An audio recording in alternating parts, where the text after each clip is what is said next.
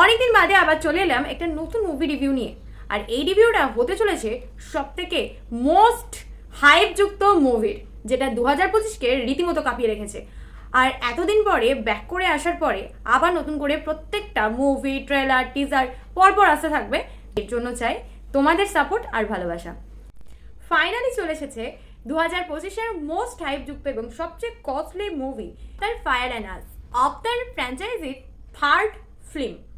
দেখো, অবতার নিয়ে নতুন করে তোমাদেরকে কিছু বলার নেই, কারণ অবতার অলরেডি আমাদের প্রত্যেকেরই একটা ইমোশনের সঙ্গে জড়িয়ে আছে।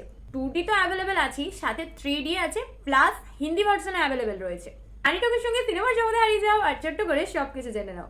এই মুভি নিয়ে নতুন করে কিছু বলার নেই, কারণ আগের দুটো পার্টের সাথে এই মুভির স্টোরি হচ্ছে কানেক্টেড।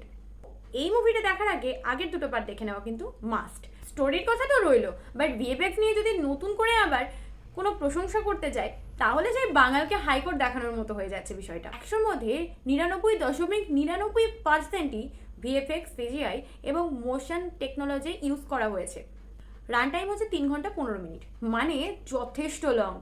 আর এই রান টাইমই মাঝে মধ্যে একটু প্রবলেম ক্রিয়েট করতে পারে, এক কথায় অধৈর্যের কারণ হতে পারে। Starting two first half action তো আছে, বাট অনেক বেশি রয়েছে ড্রামা।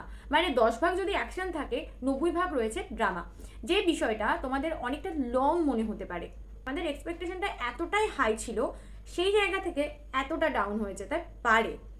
তবে হ্যাঁ, এন্টারটেনমেন্ট পারপাসে যদি তোমরা দেখতে চাও, তাহলে বলবো একদম ঠিকঠাক, কিন্তু ডিপলি কিছু না ভাবলেই হলো।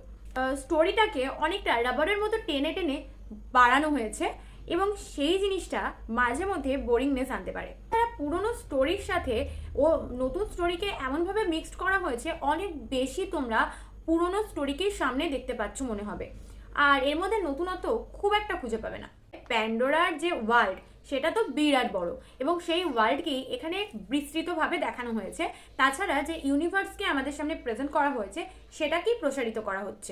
অনলি এন্টারটেনমেন্ট পারপাসে ঠিক আছে, বাট ডিপলি ভাবতে চেও না। তবে লাস্টের যে 1 ঘন্টার অ্যাকশনটা দেখানো হয়েছে, সেটা কিন্তু ভীষণই ভালো লাগবে। মানে এক কথায় সিটের সঙ্গে তোমাদের বেঁধে রাখবে। অ্যাজ পিপলকে এখানে অ্যাড করার জন্য কোনো রকমভাবে কিন্তু চেঞ্জেস কিছু দেখতে পাবে না তোমরা। এই মুভিটা বানানোর পিছনে কতটা পরিশ্রম রয়েছে সেটা কিন্তু স্পষ্ট, কিন্তু একটা কথা বলতেই হচ্ছে, সেই পুরোনো জায়গাটাই ঘুরে ফিরে বারবার সামনে আসছে, তাই নতুনত্ব খুঁজে পাওয়াটা একটু মুশকিলের ব্যাপার হয়ে দাঁড়াচ্ছে। আর যদি এটা তোমরা 3Dতে দেখো, তাহলে তো ভাই কোনো কথাই নয়, এন্টারটেনমেন্ট 100-এ 100।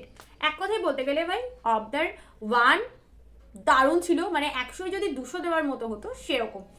সেকেন্ডটা একটু কমেছিল, আর থার্ডটা তো ওই পুরোনো জিনিসকেই বারংবার সামনে নিয়ে এসেছে, যার জন্য নতুনত্বের পরিমাণটা অনেকখানি কমে গেছে। হ্যাঁ, তোমরা এখানে বলতেই পারো যে আমি সবেতেই নেগেটিভ খুঁজি, বাট যেটা আমার ফিল হয়েছে আমি সেটাই অনেস্টলি তোমাদের সামনে তুলে ধরেছি। বাকিটা তোমাদের মতামত, তোমাদের কেমন লেগেছে একদম অনেস্টলি কমেন্ট করে জানাও। আর আমার চ্যানেল নতুন হয়ে থাকলে অবশ্যই চ্যানেলটিকে সাবস্ক্রাইব করে আমার সঙ্গে আবার জয়েন হয়ে যাও, নিত্য নতুন আপডেট সবার প্রথম পাওয়ার জন্য। তো তানি টকের সঙ্গে সিনেমার বকবক হয়েছে শেষ, আবার আসছি নতুন মুভি নিয়ে। তোমরা সবসময় থাকো ফ্রেশ। টাটা।